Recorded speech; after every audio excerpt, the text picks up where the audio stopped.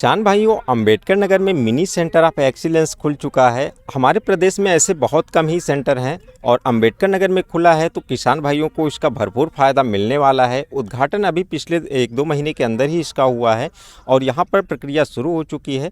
तो आज हम आप लोगों को यहाँ पर लाए हैं, इसके बारे में पूरी जानकारी देंगे। किसान भाई यहाँ से किस तरीके से इसका फ़ायदा उठा सकते हैं, इसके बारे में पूरी जानकारी देंगे। तो आइए अब अंदर चलते हैं।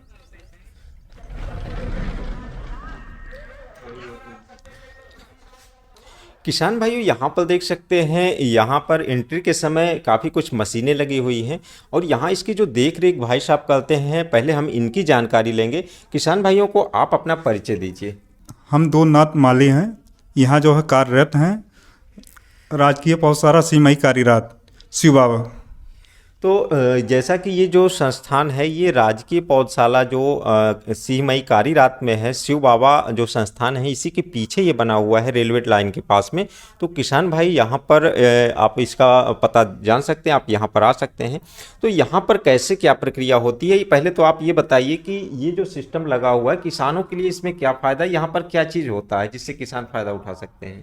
यहाँ जैसे सब्जियों के पौधे हम बोते हैं, या तो किसान भाई जैसे अपना बीज ले आएँ तो प्रति पौधा 1 रुपया पड़ता है। अगर हम उगा के देते हैं तो प्रति पौधा 2 रुपया पड़ता है। अच्छा, तो यहाँ पर किसान भाइयों को खुद अपना सीड भी उगवा सकते हैं और यहाँ से तैयार नर्सरी भी ले जा सकते हैं। इसकी क्या प्रक्रिया होती है, जैसे यहाँ कुछ मशीनें लगी हुई हैं, तो यहाँ पर कैसे क्या होता है। किसान भाइयों, यहाँ पर आप देख सकते हैं कोकोपीट रखा हुआ है, इसके अंदर ट्रे रखा हुआ है और इस ट्रे में जो मिश्रण लिया गया है, इसमें कोकोपीट, परलाइट और वर्मीकोलाइट का मिश्रण लिया गया है। और इस मिश्रण का जो अनुपात होता है, कोकोपीट 3 अनुपात में होता है, वर्मीकोलाइट 2 अनुपात में होता है और परलाइट 1 के अनुपात में होता है। इस तरीके से आप देख सकते हैं, यहाँ पर ट्रे में पहले थोड़ा सा इसमें खाली रखा जाता है, इस तरीके से मिश्रण को भर दिया जाता है। आगे उसके बाद ये मशीन लगी हुई है और इस मशीन से सीड की बुआई होती है। तो मशीन से सीड की कैसे बुआई होती है, इसके भी बारे में आगे जानेंगे। तो जैसा कि यहाँ पर ये सीड रखा हुआ है, यहाँ देख सकते हैं, यहाँ पर सरसों के थोड़े से सीड डाल दिए गए हैं और सीड डालने के बाद ये जो ट्रे रखी हुई है, ट्रे इसके नीचे से पार करती है और अभी आगे इसमें मशीन को चलाया जाएगा।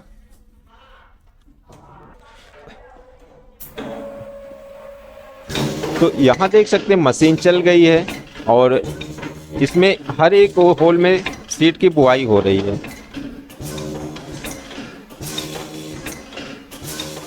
तो इस तरीके से इसमें सीड की बुआई होती रहती है, ट्रे बाहर की साइड में आता रहता है।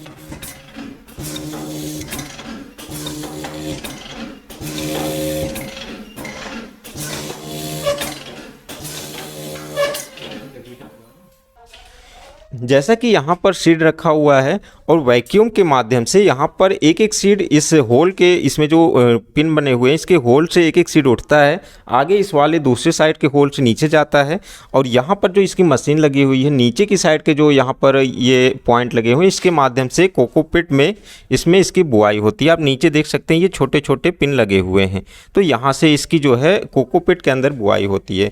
तो ये जो मिश्रण लगा हुआ है, इसमें एक एक सीड की बुआई हो चुकी है और ऊपर जो सिस्टम में मिश्रण रखा हुआ है वर्मीकोलाइट है और ये केवल इसके ऊपर से जो एक लेयर बनती है, इसमें केवल वर्मीकोलाइट पड़ता है। आप देख सकते हैं यहाँ पर रोलर लगा हुआ है इसके अंदर और यही रोलर यहाँ से थोड़ा थोड़ा वर्मीकोलाइट लाता है और इसके ऊपर पूरा मिश्रण को इस तरीके से डालते जाता है। यहाँ से इस तरीके से ये आगे आएगा। तो जैसा कि यहाँ पर बुआई हो जाती है, बुआई होने के बाद यहाँ से पानी गिरता है और इसमें ऊपर नमी बन जाती है। इसके बाद अगली प्रक्रिया इसकी क्या होती है। इसके बाद हम जो है 2-3 दिन जो है इसको डंप करते हैं।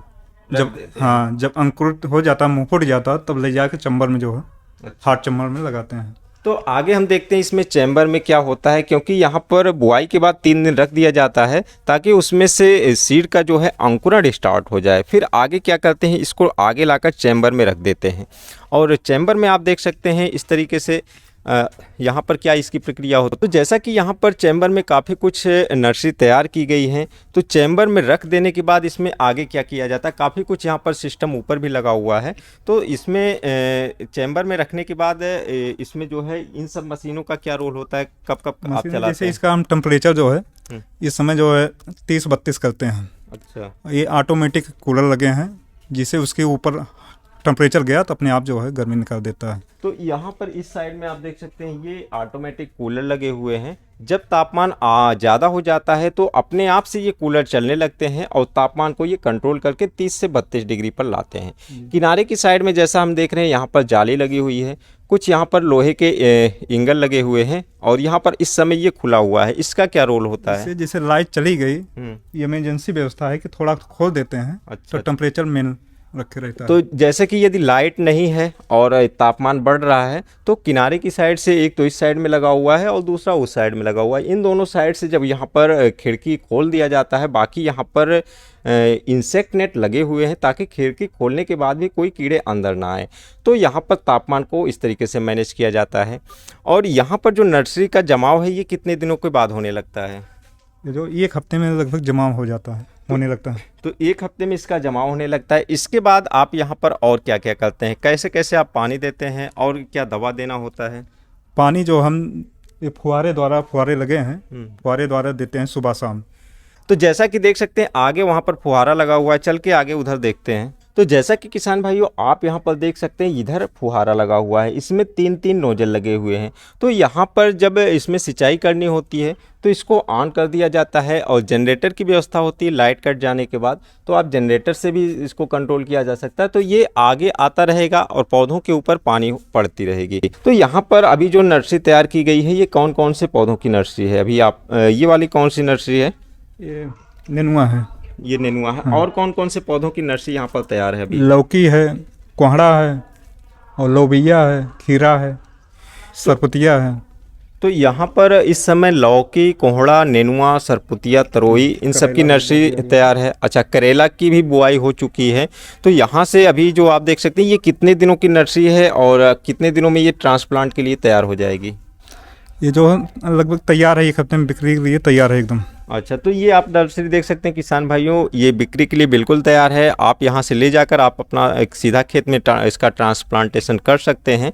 ये नर्सरी एकदम तैयार है। तो जैसा अभी ये सिस्टम नया लगा हुआ है तो इसमें क्या ऐसी व्यवस्था है, क्या ये साल भर ये सिस्टम चलता रहता है या ठंड के मौसम में ही यहाँ से ऐसा तैयारी की जाती है? नहीं, हमेशा चलता रहेगा। सीजन पौधे जो तैयार किए जाते हैं तो यहाँ पर हमेशा ये सिस्टम चलता रहेगा और बिना सीजन के आप यहाँ से पौधे तैयार करवा सकते हैं।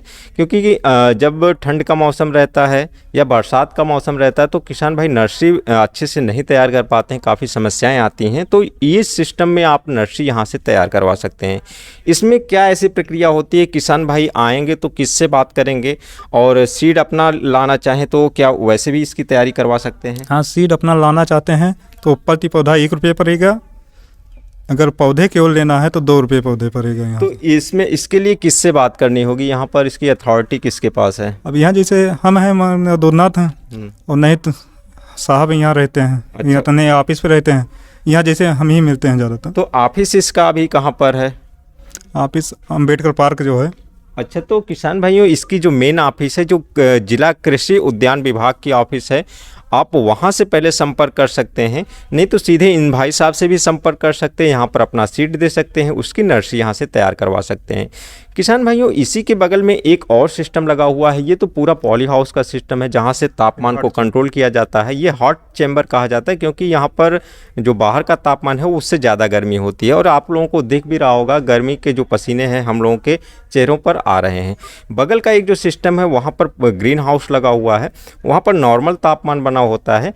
इस चैम्बर से जब पौधे ट्रांसप्लांट के लिए तैयार हो जाते हैं तो करीब 20 से 21 दिन के बाद उसको जो है कोल्ड मतलब कि जो नॉर्मल तापमान वाला चैम्बर है उस चैम्बर में रख दिया जाता है और फिर वहाँ से 1 हफ्ते के बाद किसान भाई लोग अपने खेत में ले जाके इसका ट्रांसप्लांटेशन कर सकते हैं।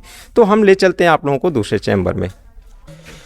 तो यहाँ वाला सिस्टम देख सकते हैं, यहाँ इंसेक्ट नेट लगा हुआ है, ऊपर की साइड में ग्रीन शेड नेट लगा हुआ है और उसी के साथ ऊपर भी इंसेक्ट नेट लगा हुआ है। किनारे की साइड में चारों तरफ इंसेक्ट नेट लगे हुए हैं और यहाँ पर नर्सरी की तैयारी जो हो रही है, यहाँ पर भी कुछ नर्सरी रखी हुई है। यहाँ पर टमाटर की नर्सरी रखी हुई है और आगे यहाँ पर पत्ता गोभी की नर्सरी है।